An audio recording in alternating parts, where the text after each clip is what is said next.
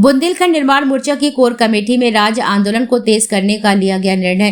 प्रधानमंत्री, गृह मंत्री और रक्षा मंत्री के पुतले फूके जाने के लिए जेल भेजे गए मोर्चा अध्यक्ष भानु सहाय एडवोकेट का बुंदेलखंड निर्माण मोर्चा की कोर कमेटी में अभिनंदन किया गया।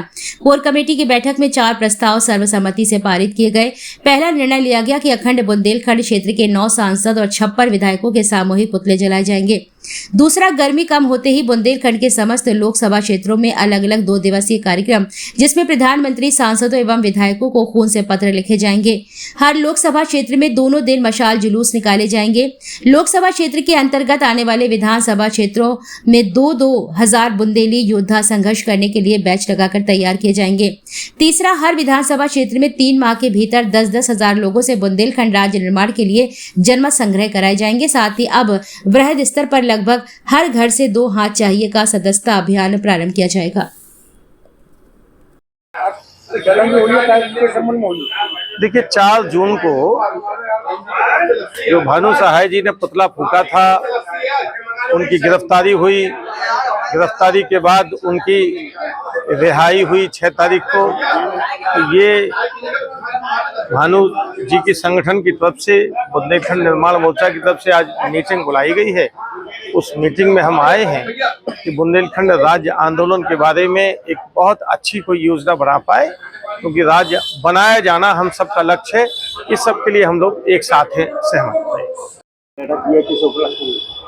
देखिए, बैठक इस उपलक्ष्य में है कि हमने 3 साल का जो वादा किया गया था प्रधानमंत्री और रक्षा मंत्री ने कि बुंदेलखंड बनवा दिया जाएगा, और अमित शाह जी ने कहा था कि हम सारा अवैध खनन करके हर बुंदेली को एक मारुति कार दे देंगे। तो जिस तरह से इन्हें छल के, कपट से, बरगला के, जुमलेबाजी करके हम लोगों से वोट लिए हैं, वो हम लोगों को नागवार गुजरा। अब इनके 12 साल पूरे होने वाले हैं सत्ता के। 12 साल सत्ता के जैसे ही पूरे हो रहे हैं, ये अपने मुख्यमंत्री को, अपने विधायकों को, अपने सांसदों को पूरे देश में भेज रहे हैं कि केंद्र सरकार की उपलब्धि बताइए आप जाके। तो हमारा कहना ये है कि एक उपलब्धि आपकी और भी है, जो आपने अपने केंद्र सरकार ने जो भी कार्य किए हैं, उसके साथ साथ एक उपलब्धि आपकी ये भी है।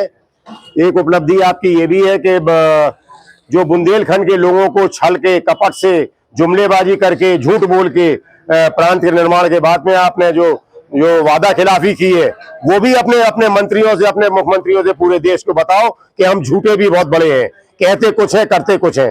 इसलिए हमने पुतला फूका था। पुतला फूकने के बाद हमको जेल भेज दिया गया। जेल की जो नियमावली है, उस नियमावली की तरह हम 3 दिन रहे। हमने किसी से कोई सिफारिश नहीं करवाने का प्रयास किया, ना ही किसी से हमने बात करी। और पुनः हम ये कहना चाहते हैं अब इस सरकार से कि आपने गलत किया कि हमें 3 दिन के अंदर छोड़ दिया। अब हम पुतले फूकेंगे 9 सांसदों और 56 विधायकों के। उस दिन आप हमें 14 दिन ही भेजना, 1 दिन कम मत करना, क्योंकि 14 दिन की रिमांड लेते हो। उसके बाद पुनः फूके जाएंगे मोदी जी, राजनाथ सिंह जी और आपके पुतले, अमित शाह जी के पुतले। 30 दिन से पहले हमें मत छुटाना यार। हम देखें तो यार तुम कितना उत्पीड़न कर सकते हो, और हम बुंदेलियों में कितनी क्षमता है इस उत्पीड़न को सहने की। अरे शौर की गाथाएं गूंजती थी हम लोगों से, हमें क्या डराओगे। हमें से जेल में कहा गया 2 लाइनें लिख दो आप कि हमसे गलती हो गई, जो हमने ये पुतला फूका, आगे से नहीं फूकेंगे। हमने क्या बात करते हो यार, हम बार बार फूकेंगे, हम ये लिख कैसे दें। आप आज ना छोड़ो, 10 दिन बाद ना छोड़ना, हम माफी नहीं मांगेंगे और नहीं मांगेंगे। ये हम लोगों ने किया। आज जो बैठक की है, ये एक रणनीति तय करना है अब हम लोगों को कि किस तरह से हम अपना बुंदेलखंड राज्य निर्माण आंदोलन को और तेजी से चलाएं, और इतना तेज कर दें कि ये सरकार अपने आप घुटने टेके। अरे यार, दादागिरी तुम्हारी तब तक चलती है, अब चुनाव आ रहे हैं, अब हम लोग की दादागिरी चलेगी, जनता की दादागिरी चलेगी। यहाँ जो भी अधिकारी आए हैं, उनको आगे करके ये नेता कार्य कर रहे हैं। उन विचारों का क्या दोष है यार, उनको आगे कर दिया और हम लोग और इन लोगों से काम करा लिया। अरे यार, सामने से आके लड़ो यार, अगर तुम में कूदा है तो हम लोग तैयार हैं आपसे लड़ने के लिए। जय जय बुंदेलखंड।